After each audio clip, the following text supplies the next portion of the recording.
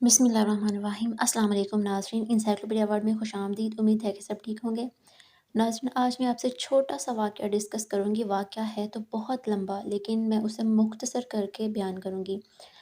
آج ہم بات کریں گے حضرت شعیب علیہ السلام کی لائف کے بارے میں۔ حضرت شعیب علیہ السلام اللہ تعالیٰ کے نبی۔ حضرت شعیب علیہ السلام جو ہیں وہ حضرت لوط علیہ السلام کے نواسے ہیں۔ اللہ تعالیٰ نے ان کو جو ہے وہ یہ دمشق میں رہتے تھے، پھر اللہ تعالیٰ نے ان کو شام کی طرف ہجرت کرنے کے لیے یعنی تبلیغ کے لیے بھیجا۔ حضرت شعیب علیہ السلام یہاں پر جو ایک خوبصورت علاقہ جسے مدین کہا جاتا ہے، یہاں پر آ کر آباد ہو گئے، یہاں پر لوگوں کے درمیان تبلیغ وغیرہ شروع کر دی۔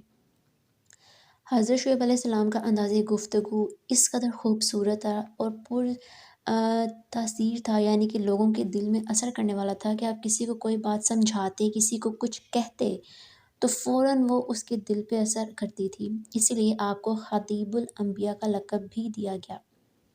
حضرت شعیب علیہ السلام کی قوم ایز یوزول باقی قوموں کی طرح جو ہے بت پرستی میں مبتلا تھی۔ حضرت شعیب علیہ السلام نے بہت لوگوں کو سمجھایا، کچھ سمجھ گئے اور کچھ نہیں سمجھے، وہی پرانی قوموں کی طرح پرانی بات کہ ہمارے آباء و اجداد ایسا کر رہے ہیں تو ہم کیوں نہ کریں۔ حضرت شعیب علیہ السلام نے بتایا کہ میں اللہ کا رسول ہوں، اللہ کا نبی ہوں، تم لوگ کی طرف ہدایت کے لیے بھیجا گیا ہوں۔ تو انہوں نے کہا کہ آپ بھی ہماری طرح عام انسان ہیں، اگر آپ اللہ کے نبی ہیں تو کوئی معجزہ دکھائیے یا ہم پہ عذاب نازل کریے۔ یعنی کہ قوم ہود، قوم نوح اور قوم صالحہ کی طرح یہ قوم بھی بگڑی ہوئی قوم تھی۔ اللہ تعالیٰ نے اس قوم کو بہت زیادہ نعمتوں سے نوازا ہوا تھا، کیونکہ جو مدین کا علاقہ تھا وہ انتہائی سرسبز، ہرا بھرا، گھنا تھا، تو یہ ایک قسم کی نعمت سے کم نہیں تھا۔ لیکن وہ قوم نہ سمجھی اور مسلسل حضرت شعیب علیہ السلام کو تنگ کرتی رہی کہ اگر آپ نے مزید ہمیں اپنے دین کی طرف آنے کی دعوت دی تو ہم آپ کو جلا وطن کر دیں گے۔ حضرت شعیب علیہ السلام تبلیغ کر کے تھک گئے، کافی عرصہ کرتے رہے، اور جب ہمت ہار گئے، جب قوم کا پریشر بڑھتا گیا کہ عذاب لے کے آؤ، عذاب لے کے آؤ، تو پھر بس اللہ کا عذاب تو آنا ہی تھا۔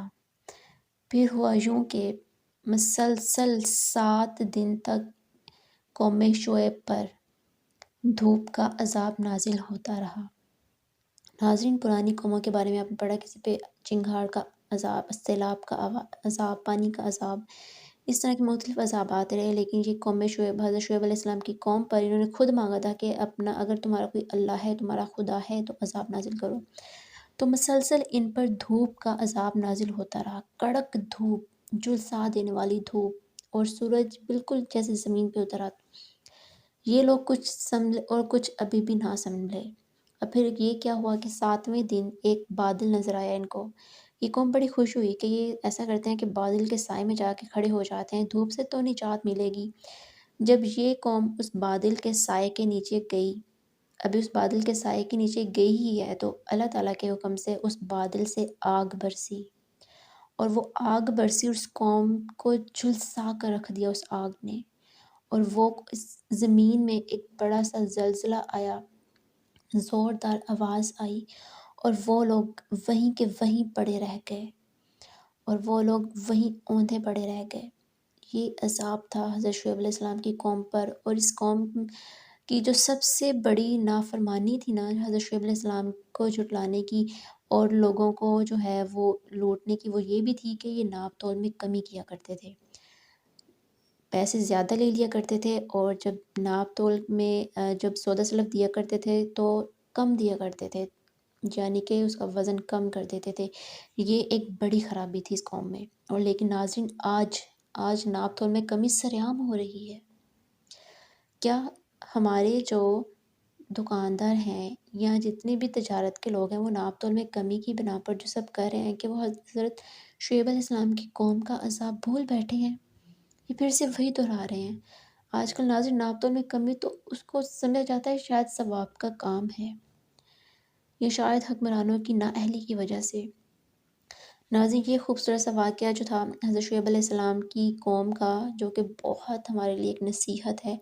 حضرت شعیب علیہ السلام بہت جو ہے وہ ایک پر اثر شخصیت، ان کی باتیں، ان کی تبلیغ کرنے کا انداز ایسا تھا کہ لوگوں کے دل میں اثر کرتا تھا۔